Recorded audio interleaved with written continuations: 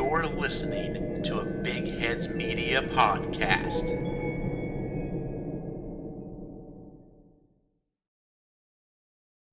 Tonight, this episode comes to you from the past, because I'm recording it on Monday night, which is really early. But we're also talking time travel, as we discuss a couple stories from Stanberry, Missouri, and Drem, Scotland. All that and more on Small Town Secrets.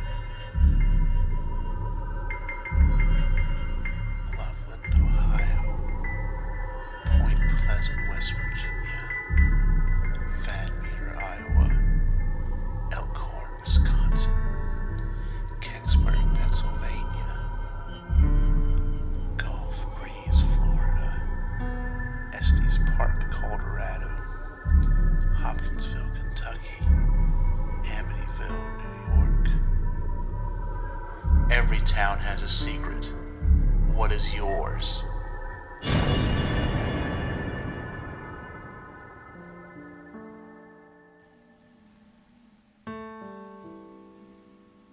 Hello, and welcome to episode 7 of season 2 of Small Town Secrets. And like I mentioned in the intro to the show, I am recording this really early. I'm recording it like Monday night, Tuesday morning, whatever you want to call it. The reason being is because I am helping out first shift this weekend, so I'm not working third for the rest of the week. I guess we have to rerun some electricity for our printer, which I hope isn't code for we have to move the printer, because it's like 12 foot, 14 foot long, 6 foot high, weighs I don't know how many hundreds of pounds. I do know it has a 400-pound roll of paper on the back of it.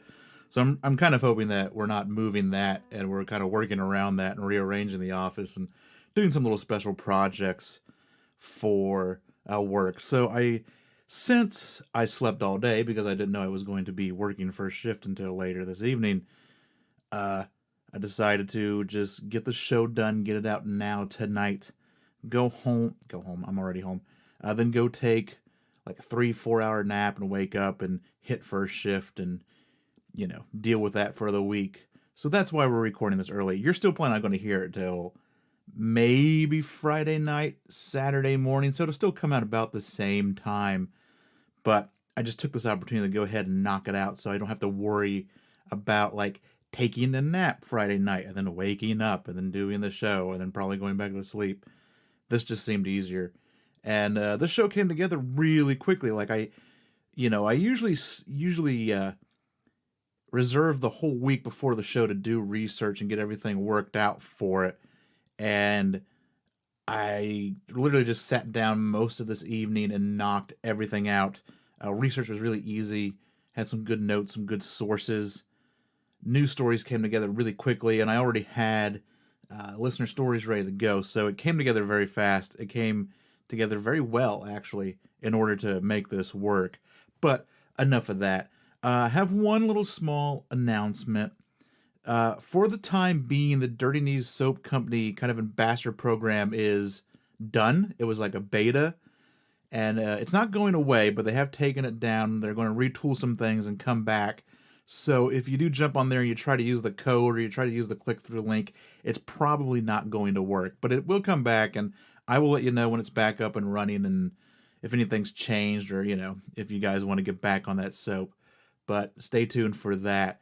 So I think that's about it for right now. Of course, we have a promo from another Big Heads Media podcast before we get into the show proper.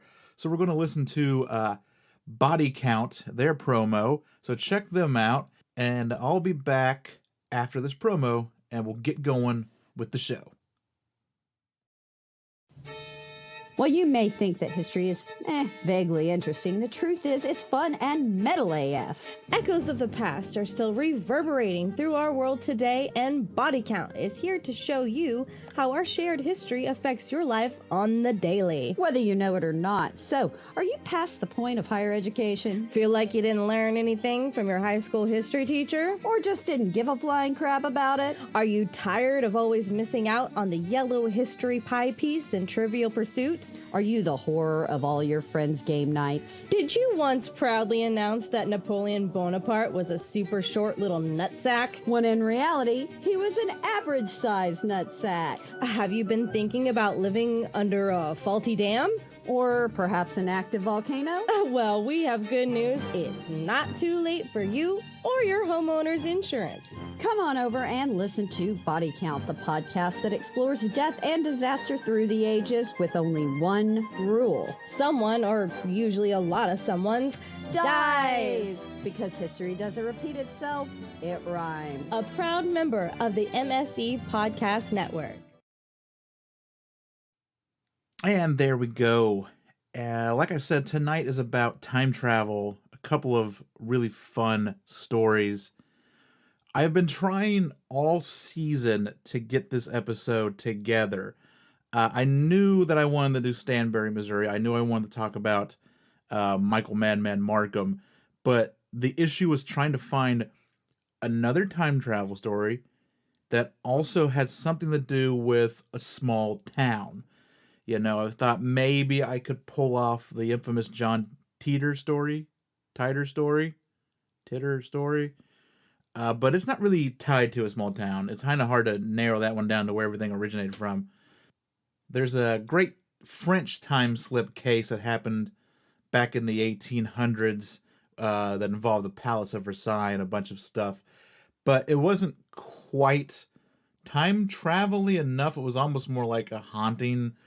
And there were just too many French names that I wanted to mispronounce, so I didn't do that one either.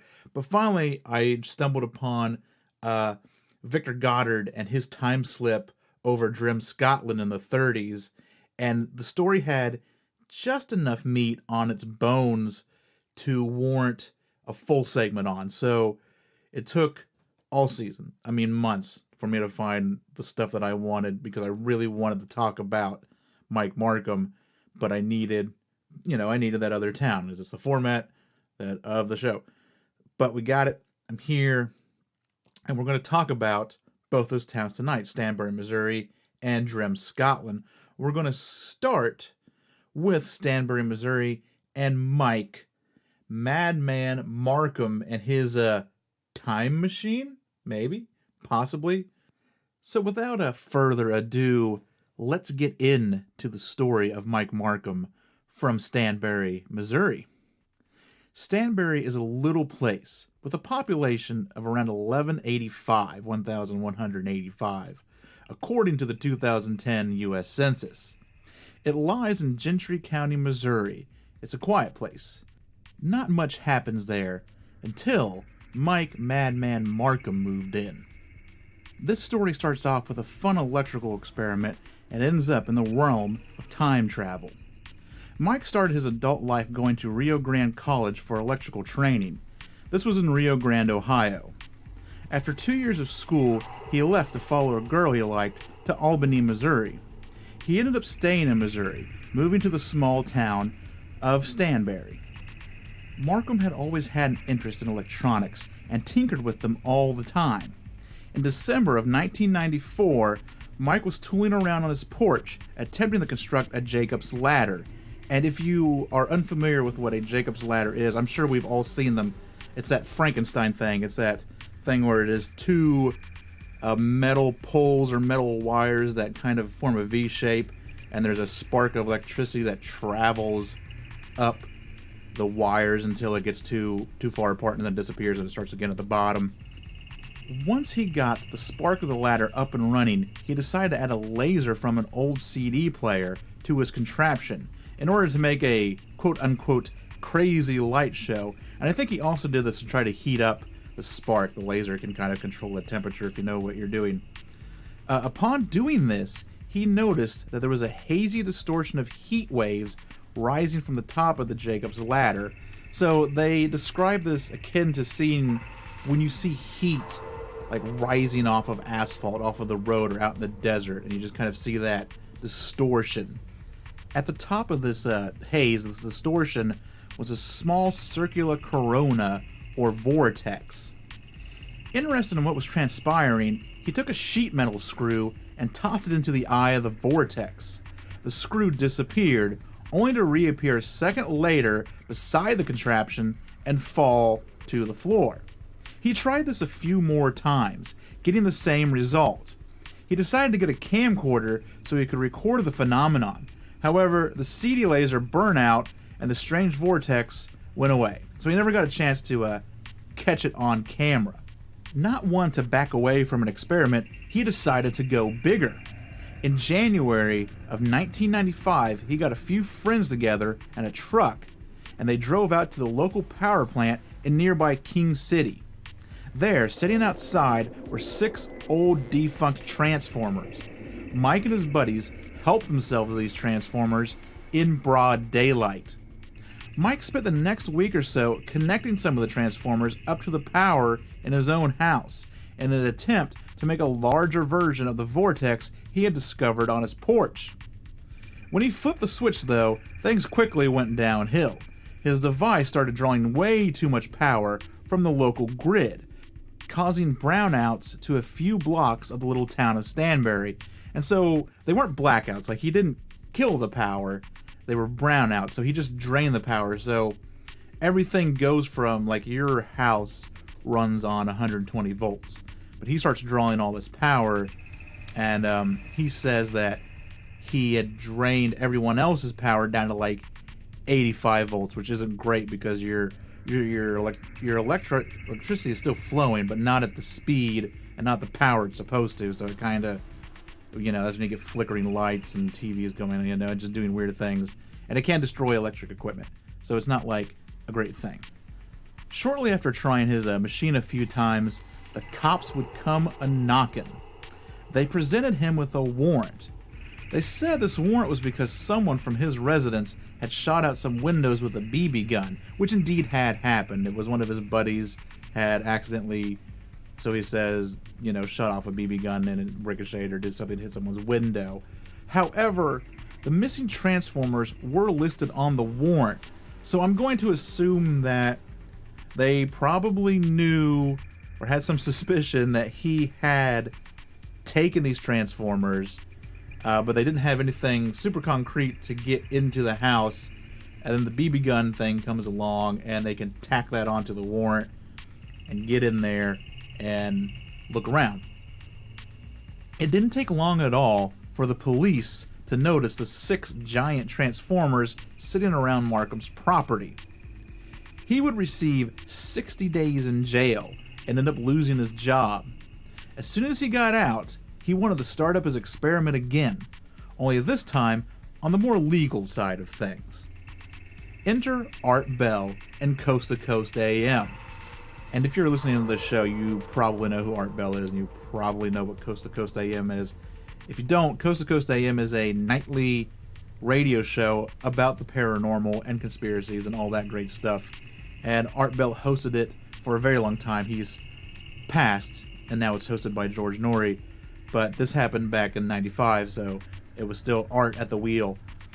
Art had received an interesting fax. In the fax was an article from the Kansas City Star about Marcum, the theft, and time travel. Art proceeded in tracking Mike down and got him on the show for an interview. From this interview, he would garner some critics, but mostly support, as well as donations, mostly in the form of equipment, but a little bit of money, about 20 grand worth.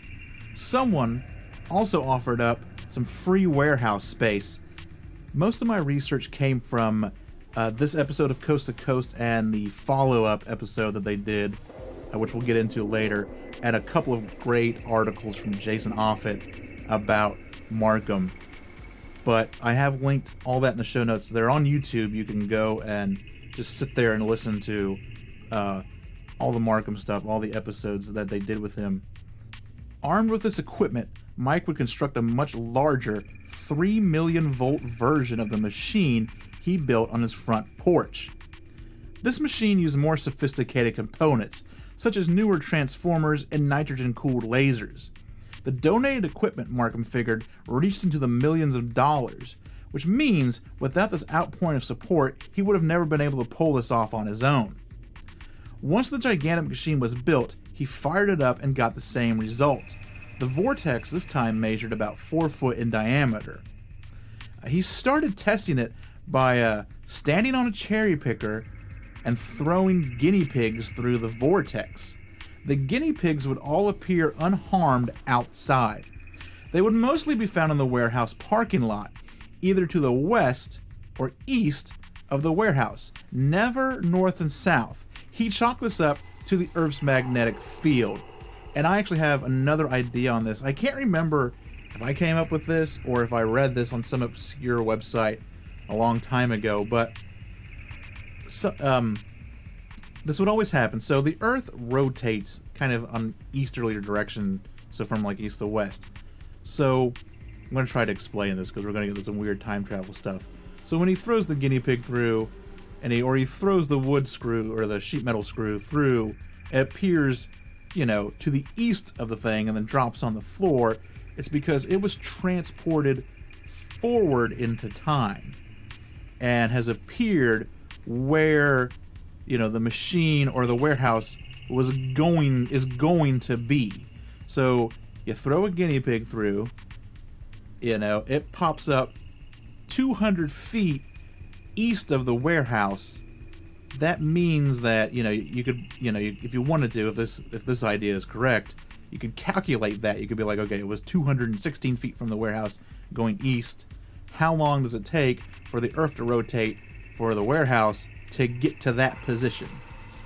Does that make any sense? Yell at your phones right now if that makes any sense. Attract attention. Become a distraction in traffic. And so sometimes they would go west. So I don't know if they were going back in time, if this idea holds. And this is, this isn't Mike's idea. This is he said everything was just magnetic field to keep everything going. Or was it just we can't find the guinea pig because they ran west and now it could be that too. Like, they're guinea pigs. They just got shot through time. They, I don't know.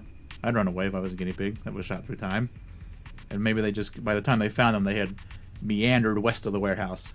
But we'll get into why, because Mike kind of presumes that his machine can't go back in time. It can only go forward. And that's kind of where I'm at, too. So I think, hey, everything appears east because the Earth has not caught up to where the thing has been transported to. So now that I'm done with that weird diatribe, let's get back to the story. Then Mike decided it was time. He had to jump in to see what would happen. One day in 1998, with about 25 to 30 of his donators around for the big test, he jumped from his cherry picker into the Corona and disappeared. Mike was hit with what he described as a flashbang effect. He woke up disoriented in the middle of a field. After regaining some of his composure and doing a little exploring, he found he was in Fairfield, Ohio, which is a town or a township above Cincinnati. And it was the year 2000. Mike entered the vortex and exited 800 miles east and 2 years into the future. Or so he claimed.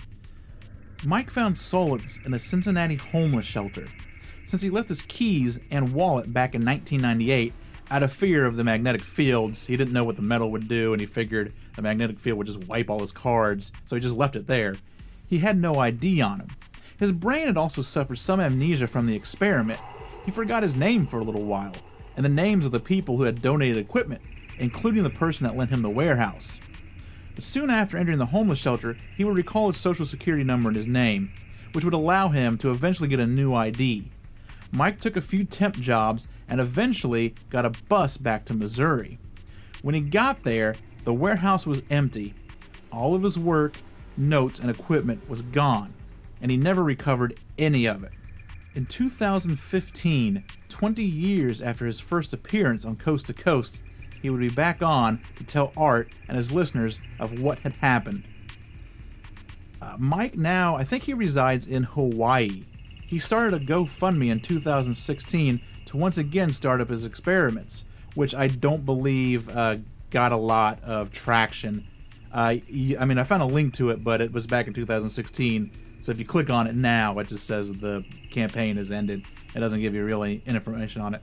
As well as a website, which was quickly taken down, and I found links to that too, and it's still down. Like, the domain name is still dead. You go there, it just won't open.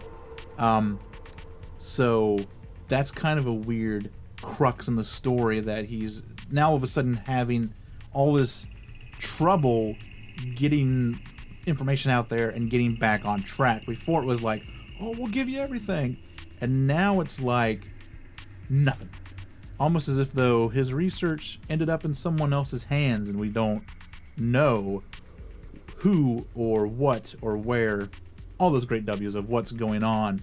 I think that maybe, someone's got it and they just don't want him to get a foothold into it anymore. He does have a Facebook page. I'm not going to link to it in the show notes because it's a Facebook page. I'm not going to try to start anything there. But you can find it with a Google search. And, there's no... I might send him a friend request and see what happens. There are some pictures on there. He does talk about the machine a little bit, but mostly it's pictures of fireworks and him living in Hawaii and, stuff like that. So there is a way to get him. He's still around. I think he's still interested in this, but I think in the recent years he's hit kind of a brick wall. Like I said, it would take millions of dollars for him to attempt this experiment again. So who knows, Will Mike Madman Markham try his time travel experiment again? Only time can tell. You like that? But yeah, he did talk about there's a lot of great mumbo jumbo and science talk in the Coast to Coast shows. They get into the voltage and the amps and all that great stuff. But he does talk about how the machine, as far as he knows, can only send you into the future. And the only way that you could get back into the past would be if the machine stayed on and you were somehow able to get back into the corona. And that's the only way you can get back into the past, but you can only get back to where you started from. You can never get past that point, which is kind of the there's a great time travel movie called Primer. It used to be on Netflix. It's been on Netflix for a while. I don't know if it's still on there anymore. But if it is, and you get a chance, watch it. You have to watch it twice, and then find a nice blog post to explain it all. But it works on that kind of crux of time travel too, that like we can only go back to when the machine was turned on. We can't go past that. So like if I invented a time machine today, I could only come back to today. Like I go to the future and come back to the day. I couldn't go to like Halloween last week because that's before the time machine was started. So that's his theory, and it kind of works. He's like, time travel doesn't work like it does in the movies. So it doesn't look like he had, if this happened, he doesn't look like he had a lot of control over where he went. He knew that he would go into the future. He's not sure. I mean, I haven't heard anything about how, like, how did he go so many hundreds of miles into the future, but the guinea pigs only went like a couple hundred feet? Is it something to do with the weight of the object? It seems to be the bigger it is, the farther it goes, right? Sheet metal screw went like a couple feet, dropped. The guinea pigs went a couple hundred feet, did whatever the guinea pigs do, and then he went a couple hundred, he went hundreds of miles. But it's a fun thing to think about. Make what you will of the story, but he does, if it's made up, he covers all of his bases. Like, he does have some amnesia. It is kind of sad that he didn't really document anything, or if he did, it went missing. He can't remember these people's names, but some of this did happen. I mean, it might have all happened, but we know that he did get arrested for stealing those transformers. In fact, when you listen to the Coast to Coast, the first episode, the arresting officer calls up on one of the lines and talks with everyone for a couple of minutes, and there was a newspaper story about it. So regardless of if you believe of his time travel claims or his experiments or any of that, he's a real guy. It did happen, and he still kind of sticks by his story today. But that is Mike Markham's story as it stands right now. He appears to be chilling in Hawaii, just trying to, keep going on. And I've wanted to do that story for such a long time, and it's just great. It would make such a fun, stupid time travel movie. I don't know. I hope someone gets on that. It would be nice also to go back and try to find, go to Cincinnati, see if you can track down this homeless shelter, or see how much of the story can be corroborated with what he's said. But that might be something that I could look into, just to have a fun little side project. But we'll see. And that is the story of Mike Markham from Stanberry, Missouri. So we're going to have a boom here, and we're going to come back, and we're going to talk about a different kind of time travel in Drem, Scotland.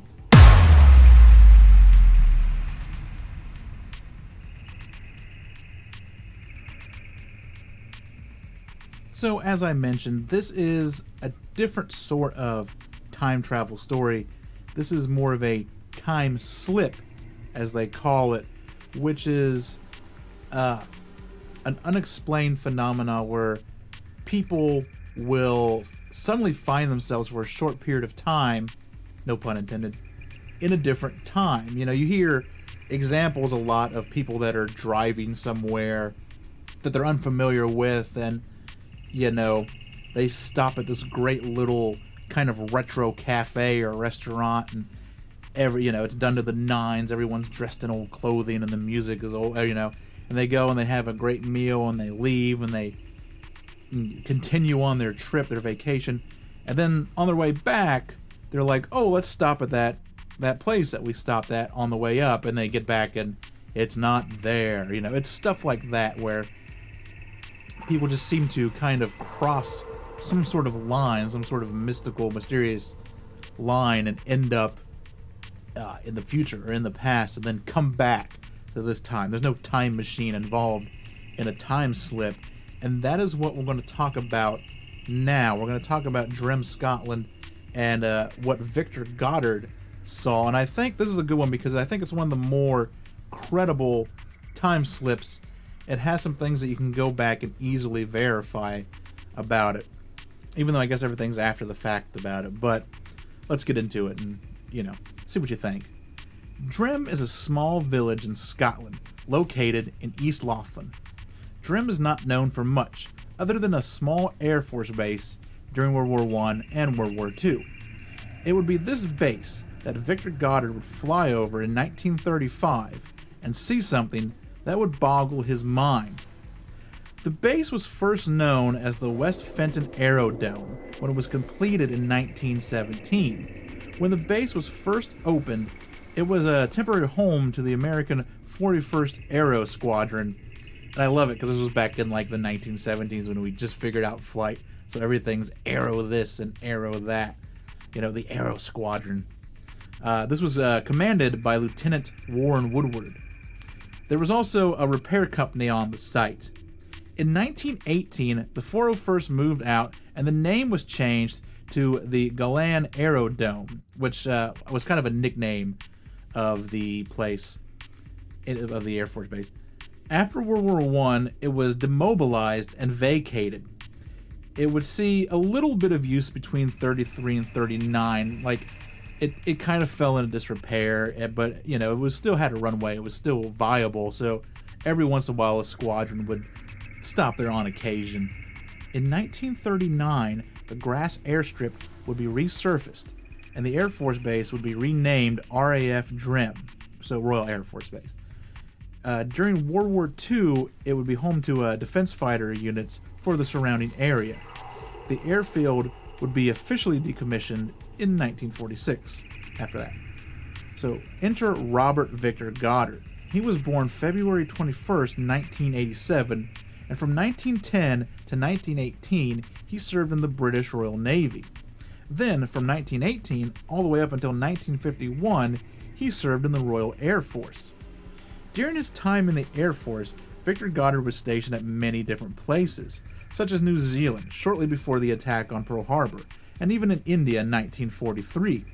He served proudly on the Western Front and the Battle of Somme in World War I, as well as Guadalcanal, the Battle of France, and the Solomon Islands in World War II, just to name a few. Goddard was a highly respected and decorated officer in both World Wars. In 1935, he would have an experience over the little airfield that would be nothing like he'd ever seen.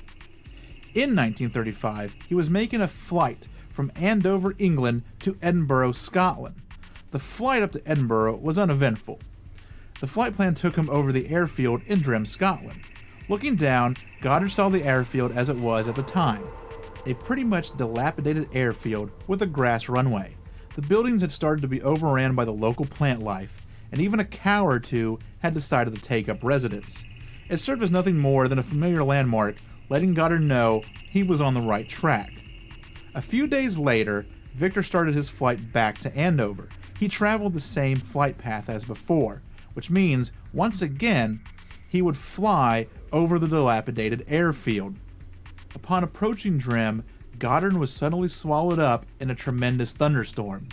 The storm came from nowhere. Thunder and lightning was mixed with a torrential downpour of rain. This was unexpected, but not out of the realm of possibility. Except, however, for the strange yellow clouds. Goddard decided to pull up and try to get above the storm. He did this, and shortly after, the clouds broke and the rain stopped. It was all clear, as if it was never there in the first place. Victor looked down to see the familiar base, but it was not the same. Its grass airstrip had been replaced with a paved one. The buildings were no longer barren and overgrown, but buzzing with life. Men in blue coveralls ran around 4 yellow planes on the runway.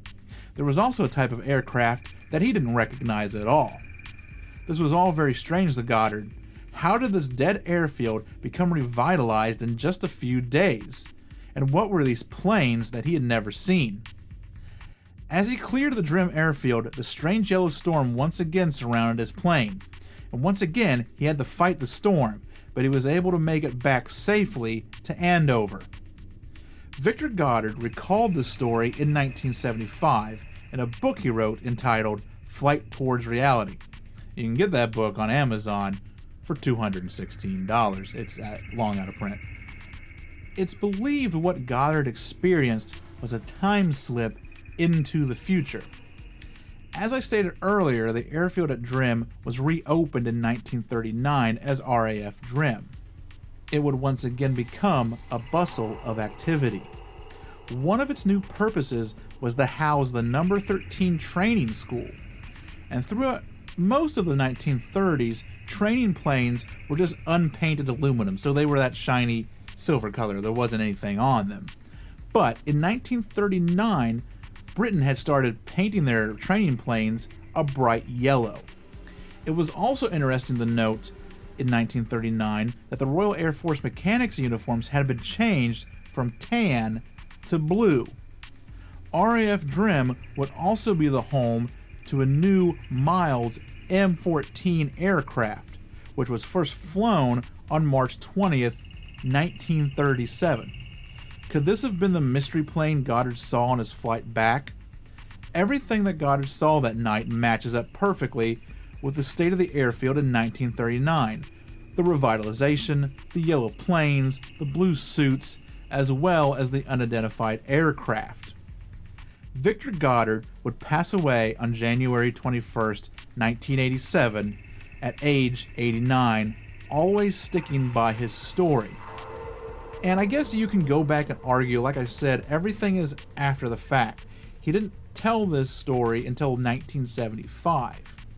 Had he told this story in like 1936 and then everything came to fruition, then it would be an amazing recollection because you couldn't doubt him.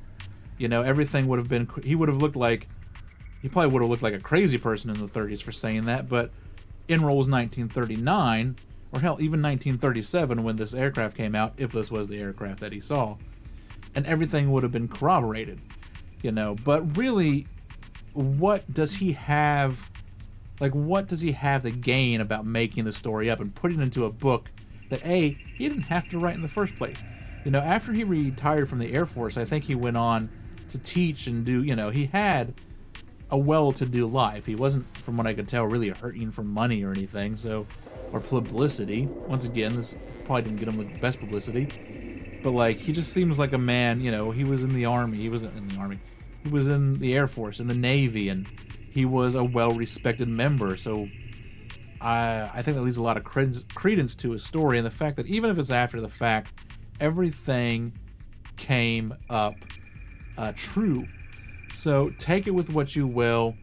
Like I said, you can get the book. It's expensive. Maybe one of these days I'll like stumble upon it in a used bookstore that doesn't know what they have and I can get it for like $1 or a garage sale. I think it would be a fun little read to have. But that is Victor Goddard and his strange time slip. One of the more credible ones, I think, out there, because like I said, a lot of them are just like, oh, we had the place and it was awesome and then we went back and it wasn't there. But this one has facts that can be easily verified with it, and that holds, I think, a lot of weight. But those have been our stories for this week. We're going to take a little musical break. This is a new track called Anxiety. You'll find out why. And we'll be back after that with the news and the local headlines.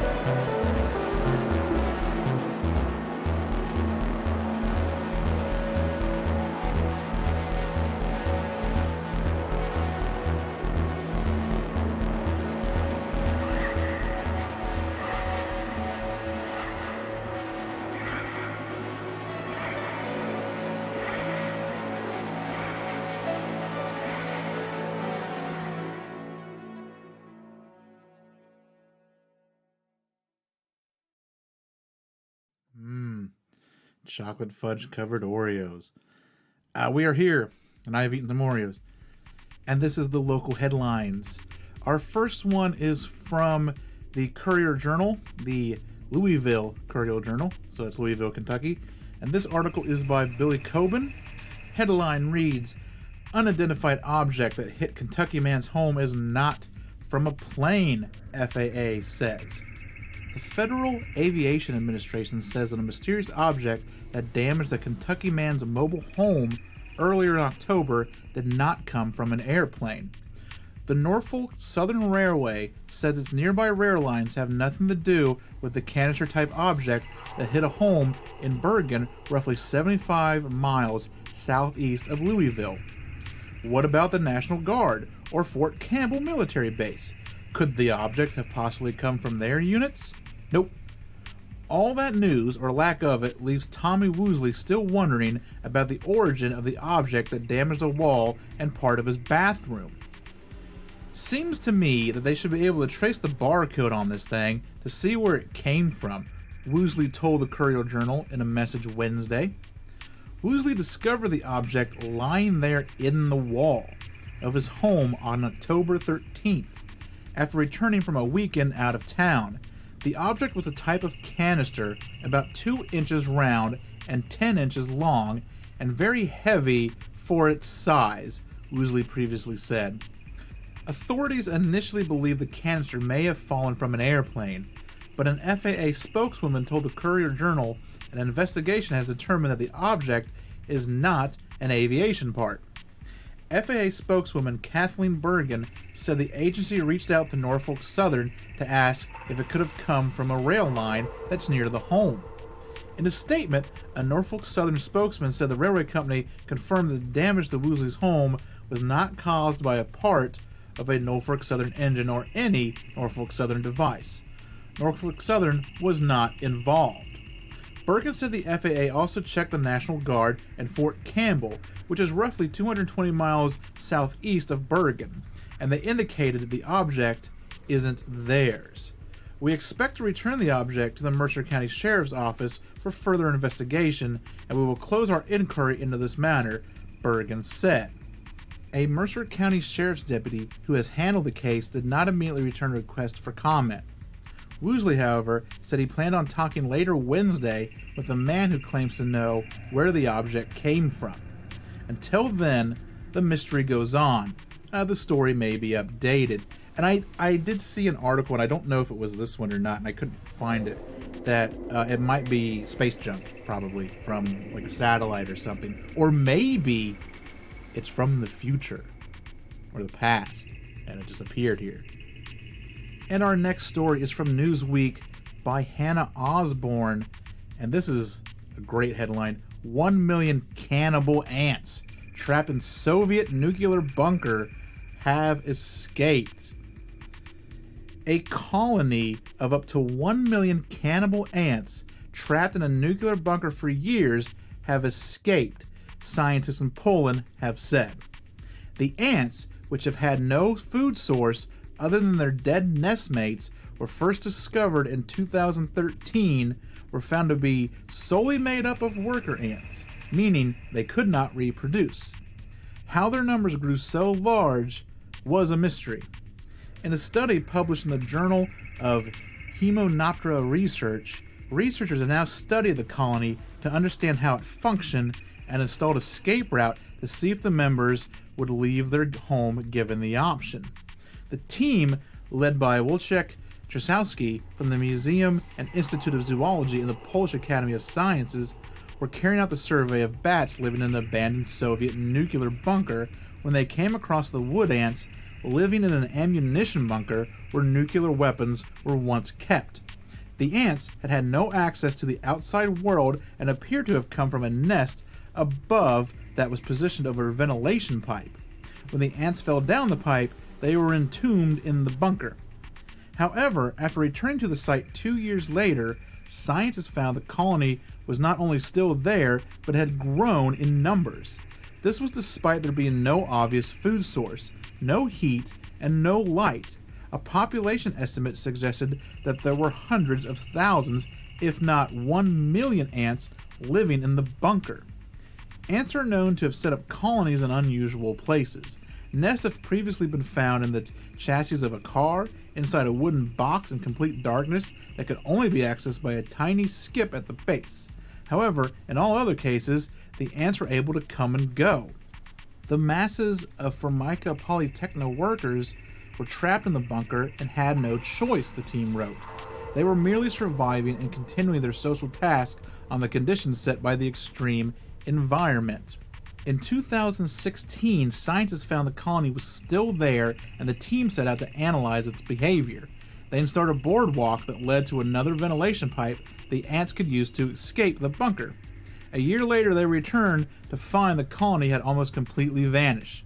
The team inspected the corpses that had been left behind and found bite marks and holes, mostly in the abdomen.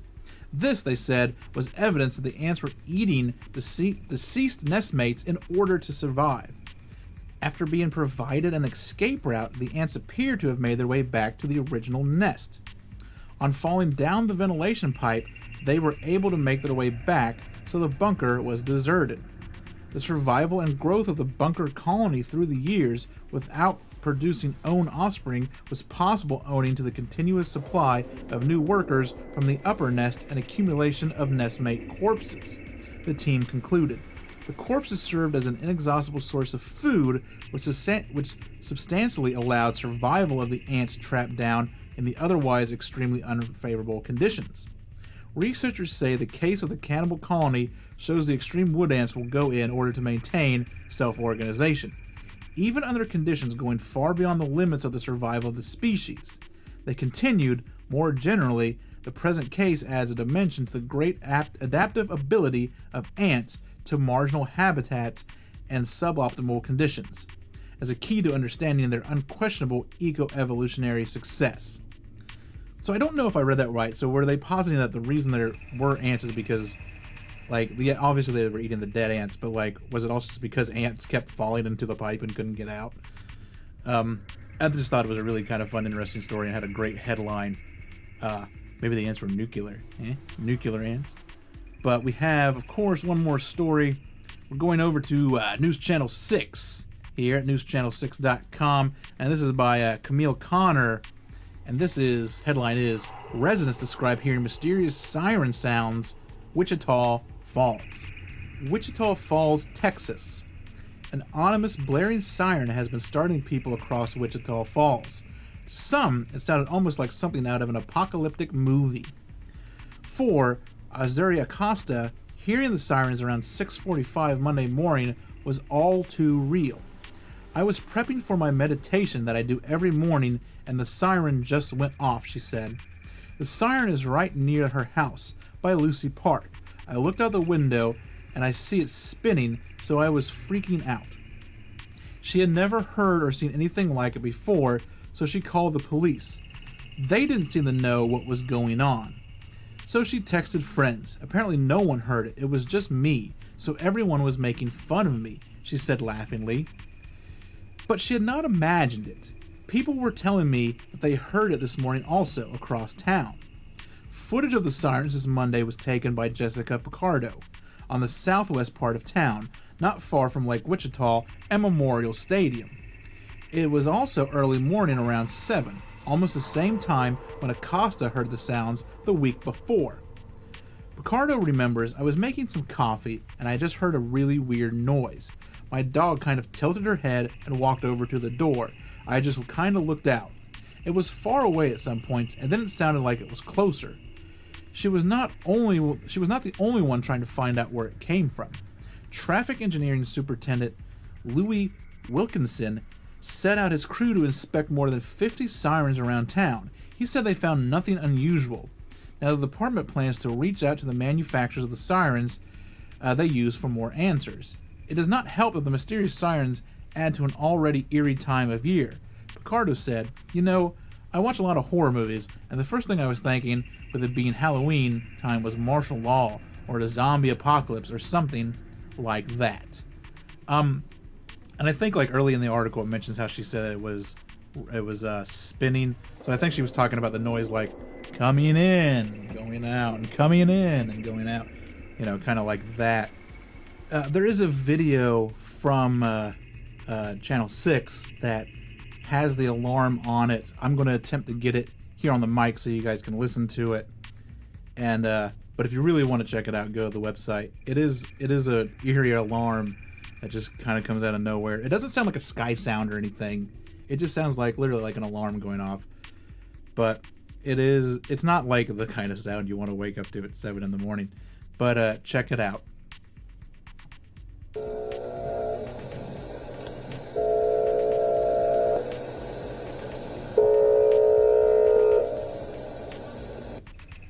So there you go. That has been this week's local headlines.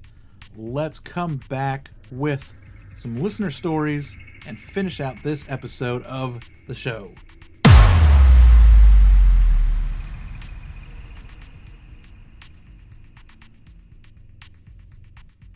And we have 2 listener stories tonight, like we normally do. The first one is a leftover from last week from Seb, who sent me all those great old newspaper articles from up in Marion County in California. So we had one left over, and I just wanted to do it real quick. And this one is titled Ghost Disturbed County Prisoners. This is from the Marion Journal, Volume 48, Number 1, January 3rd of 1907. Black spirit of convict love rides in the jail on bicycle in dark hours of the night. A ghost walked into the county jail last Wednesday night, and according to the 8 occupants of the place, he performed a variety of stunts to their horror and amazement. It was the ghost of convict love, who committed suicide in the steel tank there several weeks ago while awaiting trial for having stabbed a fellow convict to death at the San Quentin prison. Love was well known to the 8 occupants of the jail, and they all claim they had recognized him plainly as he rode in on a bicycle about the gaslit corridor of the jail, with his head and broken neck swaying from side to side. More than seeing them, these prisoners vow that he first aroused them by clutching their sides and necks with his cold, clammy hands. In relating his experience, Ernest Neverini said, "I was sleeping when someone grabbed me by the neck and side. I thought that it was a joke and told them to let me alone. They did not stop, and I lit the gas. I did not see anyone and was beginning to wonder when a black hand grabbed the gas jet and turned it out. I was frightened and jumped up and relit it. Then I heard screams coming from the cell at the other end of the corridor. The men were having the same trouble. I was terror-stricken, and as I stood at my cell door, I saw Love rush across the corridor to where he had hung himself. He got up after his partner, Larson, and we all could hear him scream. This lasted about 5 minutes, and then Love came riding out on a bicycle down the corridor. He had no coat on, and his head and neck were swaying from side to side.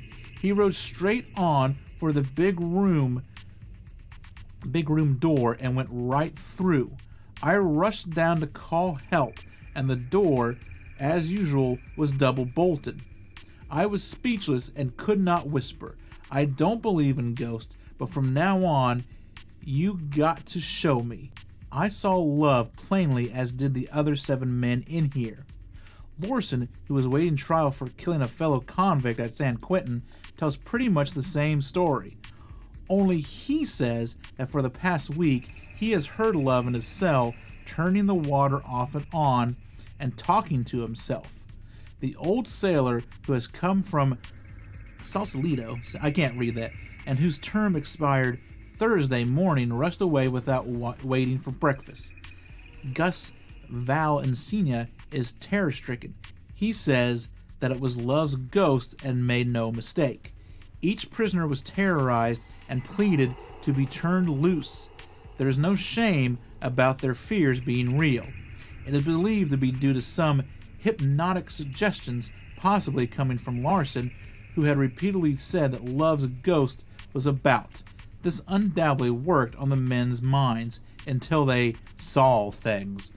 And I apologize if I read that kind of wonky. It's an old article. It's photocopied onto this, and it can be kind of hard to read sometimes. But our last one is also kind of in the Bay Area, and it is from Jonathan Janowski, and this is San Jose, which isn't a small town, but I'm going to allow it, and San Bruno, which is a little bit smaller. But he sent me this fun little article about some haunted Chuck E. Cheese's in the Bay Area, and this is from Alt 1035. Is there a name? I don't really see a writer for this article, but it is titled "The Bay Area's 2 Haunted Chuck E. Cheese's." It's not all fun and games at the Chuck E. Cheese's off Tully Road in San Jose. This particular Chuck E. Cheese's location used to be home to a toy store called Magic Village that featured large toy soldiers in the windows, and they have a picture of it here. These windows are where you'll now see the Chuck E. Cheese mouse when you drive by. Now, as the story goes, when the location was still a toy store, a little girl fell from a third-story window to her death. Though there's no legit confirmation that this ever happened, there have been claims from Chuck E. Cheese's goers that a face of a little girl has been seen in the parking lot and on the 3rd floor. There's also a tale of a little boy who fell down the stairs while looking for his mother. Supposedly, cries for his mom can still be heard in a particular stairwell of the building. While this San Jose location is the more commonly known haunted Chuck E. Cheese location, it has also been reported that the one in San Bruno, in the San Bruno town center, has some ghosts in it as well. Customers have said there are cold spots in the shower room area, and they feel that someone is watching them. If you're thinking there's similarities between these stories and the popular video game Five Nights at Freddy's, we get that. However, both of these tales predate the existence of the game, and that's just a great, fun story. I will say that the San Jose Chuck E. Cheese is kind of creepy. It's got these big long windows, and there's just a big rat with a hat on in the middle of it. But I'll put that in the show notes so you guys can read that article and take a look at the picture. And that has been this week's Listener Stories. Thank you all for sending in listener stories. And that is going to kind of bring an end to this episode.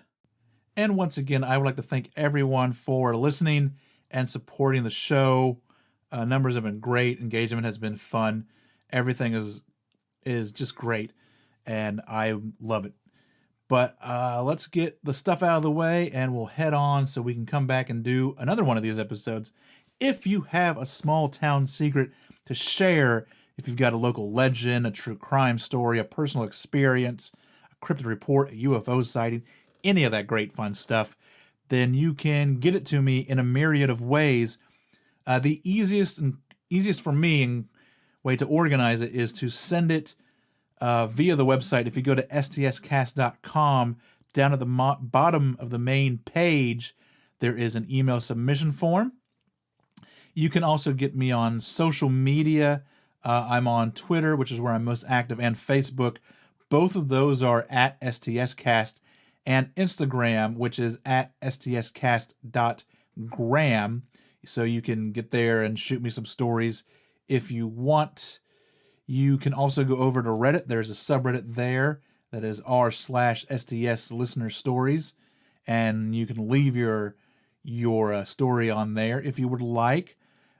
All links to all of these and links to everything else is, of course, on that website, stscast.com. You can go there and find all the sources that I use for this episode and every episode, as well as some pictures. You can find merch on there if you want to grab a t-shirt or a coffee mug or something like that. You can find other ways to support the show as well. And like I said, all the links, the social media links, are down at the bottom of the page. The Reddit link, all that stuff is on there.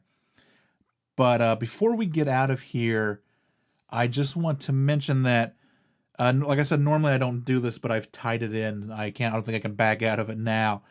If I wanted to change it, I don't think I could. Next week is episode 8, 9, and 10. 3 more episodes in this season. and I'm going to be doing a massive 3-part season finale on Point Pleasant, West Virginia, and the Mothman and everything surrounding it. I wasn't going to do that this early in the show, but some stuff has happened this year. Some new stories about it have come out and things like that. I'll get more into it when we get into it. But I found some great books and some great resources that I, didn't have at the beginning of the season, and decided to go ahead and make this season's finale Point Pleasant, West Virginia. So that's what we got coming up on the horizon. That's what you have to look forward to. Remember that every town has a secret.